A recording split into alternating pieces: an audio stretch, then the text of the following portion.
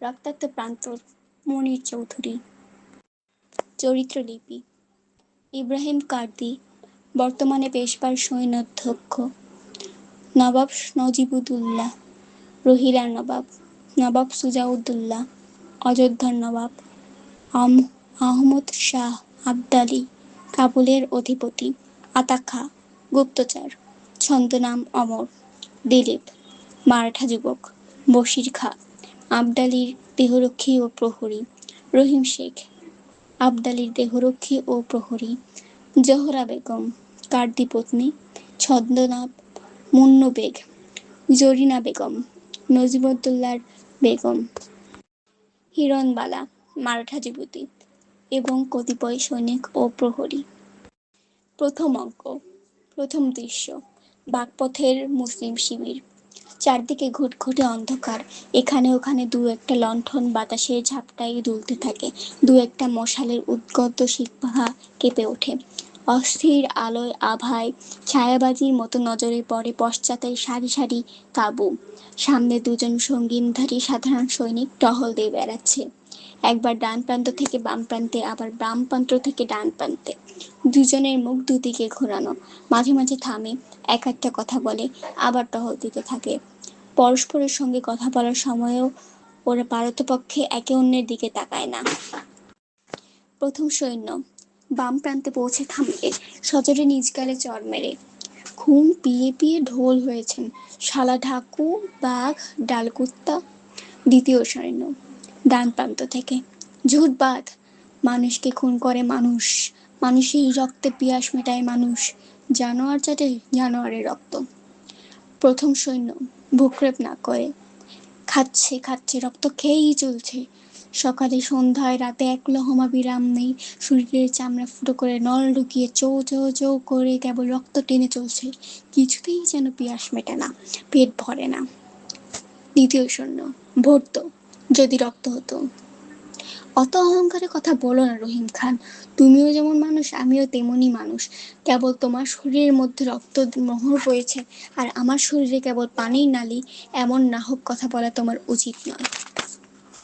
সারাক্ষণ শুনছি তোমার জান পানি করে দিয়েছে হিন্দুস্তানের বাঘা মশা, ওদেরকে ডেকে জিজ্ঞেস করে দেখো তোমার শরীর ফুটো করে ওরা কি পায়, খুন না পানি?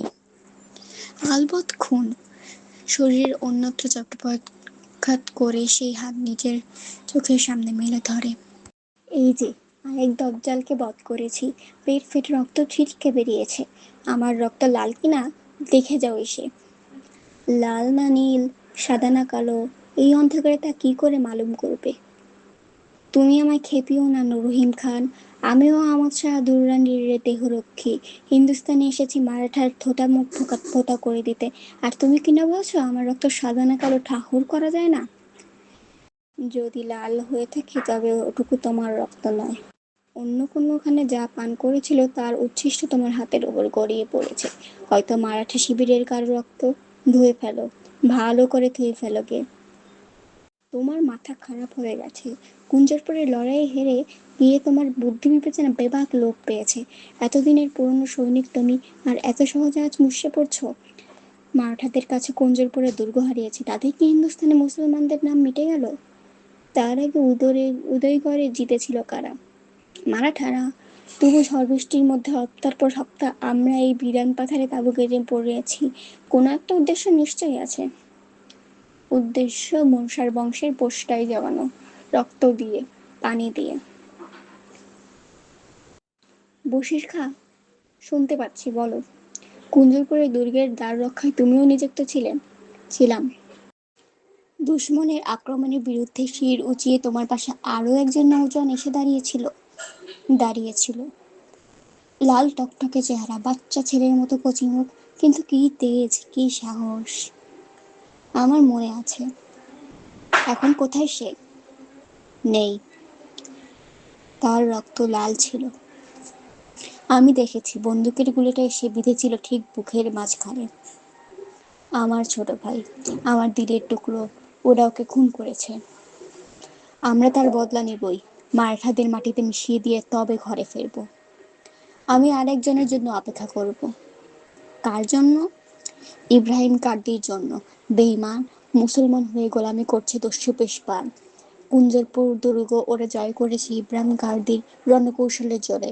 মারাঠা সৈন্যদের কামান বন্দুক চালাতে শিখিয়েছে ইব্রাহিম কার্দি। আমার সোনা ভাইয়ের জীবনের খোয়াব তোপ থেকে উড়িয়ে দিয়েছে কার্দি। যদি সুযোগ পাই এই নাঙ্গা হাত দিয়ে ওর বুকের পাঁজর উপড়ে ফেলবো, চুমুক দিয়ে ওর বুকের রক্ত পান করব, তারপর শান্ত হব, তারপর ঘুমোতে যাব। পিছনের তাঁবু থেকে কে যেন নিঃশব্দে বেরিয়ে আসে এবং অন্ধকারের অলক্ষ্যে প্রহরীদের পেরিয়ে চলে যেতে উদ্যত হয়। কে কে যায়? খবরদার, এক পাও এগুবে না আর। কে তুমি? আমাদের দিকে মুখ ঘোরাও। দর্শকদের দিকে পিছন দিয়ে লোকটা প্রহরীদের দিকে মুখ ঘুরে ঘুরে তাকাবে। বসির মশালটা একটু তুলে ধরে। এ কি মন্নুবেগ, এত রাত্রে শিবিরের বাইরে? নিশ্চয়ই বিশেষ কোনো প্রয়োজন আছে, কিন্তু ছাড়পত্র না দেখালে আপনাকে এক পাও এগোতে দিব না। মন্নুবেগ বস্ত্রাবরণ থেকে কি একটি বার করে দেখায়। ধাতব বর্ম, তরবারি, কোষ, শিরস্ত্রাণ মশালের কম্পিত ঝালতে ঝলমল করে ওঠে। উভয় প্রহরী কুর্নিশ করে পথ ছেড়ে যায়। মন্নুবেগ চলে যাবে। রহিম ও বশির আবার টহল দিতে থাকবে, তবে দুজনেই একটা বিশেষ জায়গায় এসে থামবে, দেখতে চেষ্টা করবে মন্নুবেগ কোথায় যায়, কি করে। রহিম: একেবারে ছেলে মানুষের মতো মুখখানা, এত কুচি, কিন্তু কি তেজ, কি সাহস! দেখলেই আরেকজনের কথা মনে পড়ে। একেবারে বেশি কচি, বেশি টুকটুকে, চোখ মুখ পুরু, ঠোঁট সব একেবারে আওরতের বার। আমি তো একবার তাকালে আর নজর ফেরাতে পারি না। মশালের আলোতে মুখখানা দেখে আমারই দিল পুড়ে যাচ্ছিল। আর বিউলির প্রান্তরে যারা মন্নবেগকে লড়াই করতে দেখেছে, তারাও ভুলতে পারবে না। যেসব মারাঠাদের মাথা তলোয়ারের এক এক খোঁচায় মন্নবেগ মাটিতে লুটিয়ে দিয়েছে, তাদের মরা চোখও মন্নবেগের রূপকে ভুলবে না। কিন্তু মন্নবেগ ওদিকে কোথায় যাচ্ছে? বুকের পাটা তো কম নয়। কোন দিকে যাচ্ছে ভালো করে দেখা যাচ্ছে না, কিন্তু মনে হচ্ছে কুঞ্জরপুরের দুর্গের দিকেই ঘোড়া ছুটিয়েছে। অন্ধকারের মধ্যে মিশে গেছে, কিন্তু কিছু আর দেখা যাচ্ছে না।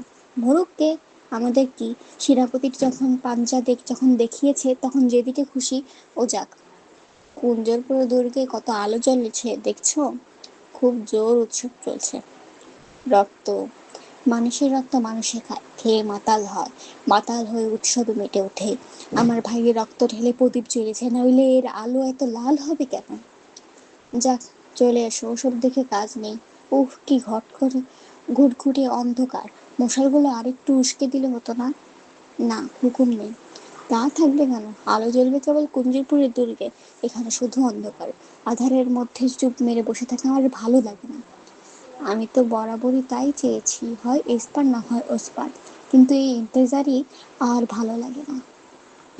আজকের অন্ধকারটা দেখেছো, কি মিশমিশে কালো! মশালের আলোতে নিজের ছায়াটা দাপাদাপি করে, দেখে ওটা ছ্যাঁক করে ওঠে। মনে হয় ভোজালি হাতে কোনো মারাঠা ডাকাত সরাত করে শিবিরের মধ্যে ঢুকে পড়ল। বেটারা বজ্জাতের হাড়ি, ওদের পক্ষে কিছুই অসম্ভব নয়। হঠাৎ হাঁক দিয়ে ওঠে, হুঁশিয়ার! তুমি কে? কে? কোথায়? কাকে বলছো? মনে হলো আমাদের পেছন থেকে একটা লোক এগিয়ে আসছিল। আমি ভালো করে দেখবার আগে ওই তাঁবুটার আড়ালে লুকিয়ে গেল। ও, তাই বলো? নিশ্চয়ই আপনার লোক হবে, কোনো কাজে এক তাঁবু থেকে বেরিয়ে অন্য তাঁবুতে ঢুকেছে। যেভাবে এগিয়ে আসছিল তাতে সেরকম মনে হয়নি। তুমিও যেমন যা নয় তাই ভাবো। লোকটার পরনের পোশাক আমাদের মতো নয়। কাদের মতো? মারাঠা। অসম্ভব! একলা আমাদের শিবিরের মধ্যে ঢুকে পড়েছে, এত বড় বুকের পাটা! আমি বিশ্বাস করি না। হয়তো একলা নয়। মানে? আমি দেখেছি শুধু একটাকে, হয়তো সঙ্গে আরো অনেক আছে। তাঁবুর আড়ালে গা ঢাকা দিয়ে ঘোরাফেরা করছে সুযোগের সন্ধানে। যতবার তোমার ছায়া তুলে উঠেছে, ততবারই একজন কালো মারাঠা আমাদের চোখে ধুলো দিয়ে শিবিরের মধ্যে ঢুকে পড়েছে। এখন কি করব? টহল দিতে থাকো। এক জায়গায় খুঁটি গেলে দাঁড়িয়ে থেকো না। ভাব দেখেও যেন কিছুই লক্ষ্য করনি। পিছনের দিকে বারবার তাকিও না। ডাইনে বাঁয়ে সামনে দূরে চারিদিক নজর ছড়িয়ে দাও, যেন কিছুই হয়নি। হয়নি? কেন হবে? কি করে হবে? হতে পারে না। কুছ পরোয়া নেই, নিশ্চয়ই কিছু হয়নি। আচমকা প্রবল বেগে মুখ ঘুরিয়ে নিয়েই লাফিয়ে পড়ে পিছনের অন্ধকারে ঘাপটি মেরে যে লোকটা সন্তর্পণে এগিয়ে আসছিল তার উপর। পাকড়েছি রহিম ভাই, বল, বল তুই কে? রহিম শেখ মশালের আলো উঁচু করে ধরে। তাই তো, এই দেখছি মারাঠা সৈনিক। রহিম শেখ অন্য হাতে তলোয়ারটা খুলে ধরে। তুমি ছেড়ে দাও, আমি কথা বলছি। না ভাই, তুমি ছেড়ো না আমাকে, দোহাই আমাকে ছেড়ে নিও না, চাপটে ধরে রাখো। ওকে ছেড়ে দাও বশির। ছাড়াতে পারছি না যে, আপনি ধরে রেখেছেন। কিছুতেই ছাড়বে না আমাকে, তোমার সঙ্গীটি বড় সুবিধের লোক নয়, আমার সঙ্গে কথা বলতে চাই। তুমি কে?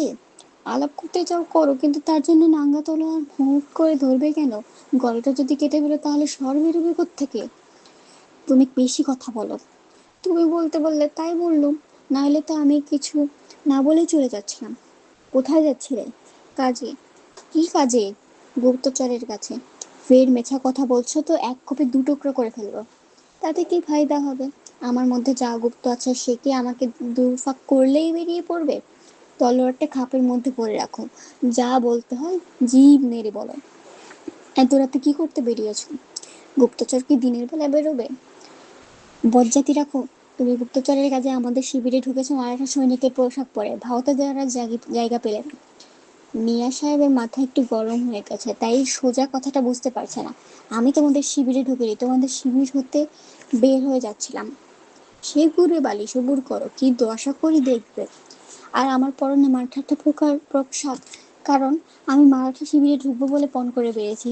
আমি তোমাদের গুপ্তচর, আমি চলেছি ওদের খোঁজ দিতে। তোমরা তোমার ওই ছোলা দাড়ি আর খাড়া পাগড়ি লাগিয়ে রওনা দিলে মাঝপথেই অক্কা হতে হবে। তুমি আমাদের গুপ্তচর? জি। আসল নাম আপাখা, এখন অমরেন্দ্রনাথ বাপ্পাজি। প্রমাণ কি? একটু সরে দাঁড়াও, খুঁজে বের করছি। বস্ত্রাবরণ থেকে কি একটা বার করে দেখে, আবার তাড়াতাড়ি সরিয়ে রাখে। ওটা কি সরিয়ে রাখলে দেখতে দাও। গুপ্তচর তার সবকিছু দেখাতে বাধ্য নয়, তোমাদের যা প্রয়োজন তাই দেখতে পারবে শুধু। এই নাও, ভালো করে দেখো। সেনাপতি নিজ হাতে স্বাক্ষরযুক্ত ছাড়পত্র। মশালের আলোতে উল্টে পাল্টে পাদনাখানা দেখে বসির রহিম। ঠিক আছে, আপনাকে খামাখা তাপলিয়ে দিলাম, আপনি যেদিকে খুশি যেতে পারেন। বশির ও রহিম আবার টহল দিতে শুরু করে। যেদিকে খুশি। কিন্তু খুশি মতো চলে কি শেষে আরো কঠিন মুসিবতের মধ্যে পড়বো? দরকার নেই বাবা, তার চেয়ে যে পথে অন্যরা চলে সে পথ দিয়ে এগোনোই ভালো। তা সেপাই বাবাজিরা একটু রাস্তা বাতলে দাও না, মানে সরে পড়ি। আপনার কাজ আপনার পথ, আমরা তার হদিশ রাখি না। একদম না। না। বড় ইমানদার সিপাই দেখছি। সেনাপতি আহমদ শাহ দুররানির ঘোষ নসিবের অন্তরে। নিজেদের শিবিরের সকল পথের সন্ধান ভালো করে রাখে, কিন্তু শিবিরের বাইরে অন্ধকারে কোন পথ কাকে কোথায় নিয়ে যায় তার ধার ধারি না। নিজে না রাখলে কিন্তু অন্য যারা সে পথে আনাগোনা করে তাদের সংবাদও কি রাখো না? চুপ করে রইলে যে। একটু আগে আরেকজনকে দেখেছিলাম, কচি মুখ, টুকটুকে চেহারা, বিউলির বীর সৈনিক মন্নুবেগ কোন দিকে গেছে? ওই দক্ষিণের প্রান্তে পরে নদীর পাড় থেকে সরে গেছে। তারপর মনে হলো ঘোড়া ছুটিয়েছে ওই উত্তর পশ্চিম করে। তারপর তাকিয়ে থেকে কুঞ্জের করে দুদিকগুলোকে জ্বলতে দেখেছি, কোনো মানুষের আকার আর দেখতে পাইনি। খোদা হাফেজ, আমিও চললাম ওই পথেই, আমারও কিছু কাজ আছে। তড়িৎ গতিতে অদৃশ্য হয়ে যায়। প্রহরী দুজন টহল দিতে থাকে। কেউ অপেক্ষা করে না, আসে আর চলে যায়। কোথায় যায়? মুজফর দুর্গে। কেন? জানবার জো নেই। আমি শুধু ইন্তজার করব, শুধু টহল দিয়ে বেড়াবো, ডান থেকে বাঁয়ে, বা থেকে ডাইনে। আমরা হচ্ছি পাহারাদার, ঠুলি পড়া কুলুর বলদ। ঘুরবো আর ঘুরবো, মাঝে মাঝে হেঁকে উঠবো, খবরদার, কোন হে? তারপর সালাম ঠুকে বলবো ঠিক হে। আবার টহল দিয়ে বেড়াবো, ডান থেকে বাঁয়ে, বা থেকে ডাইনে। বৃষ্টিতে ভিজবো, রোদে পড়ে মরবো, অন্ধকারে ডুবে যাবো, তবু টহল দেবো, টহল দেবো। থমকে গাড়ি ঠাস করে চড় মেরে। শালা ডাক খুনেরা খুন পেয়ে পেয়ে ঢোল হয়েছে, এবার মজা বোঝো। প্রথম দর্শের সমাপ্তি ঘটল। আমার মনে আছে 2014-15-16 দিকে আমার কাছে রক্তাক্ত প্রান্তরে মণি চৌধুরীর এই বইটা, অর্থাৎ যে কলেজ সংস্করণের সহপাঠ বইয়ের মতোই আমার কাছে এসেছিল, এবং আমি এটা নিজে নিজে একা একা কথা বলে বিভিন্ন চরিত্রের চরিত্রায়ন করে পড়ছিলাম ছাদে বসে একা একা, কারণ আমার কাছে অন্যতম কাজ ছিল না যখন ছোট ছিলাম। যে এখন আমি এটা অনেকটা পার্সোনাল ডকুমেন্টেশনের জন্য রেকর্ড করা, যার কারণে এটা বেশি প্রফেশনাল হবে না, এবং ব্যাকগ্রাউন্ড নয়েজের জন্য দুঃখিত। তবে চেষ্টা করব এই এই রক্তাক্ত প্রান্তর নাটকে এখন 40 পৃষ্ঠা শেষ হলো প্রথম দৃশ্য দিয়ে।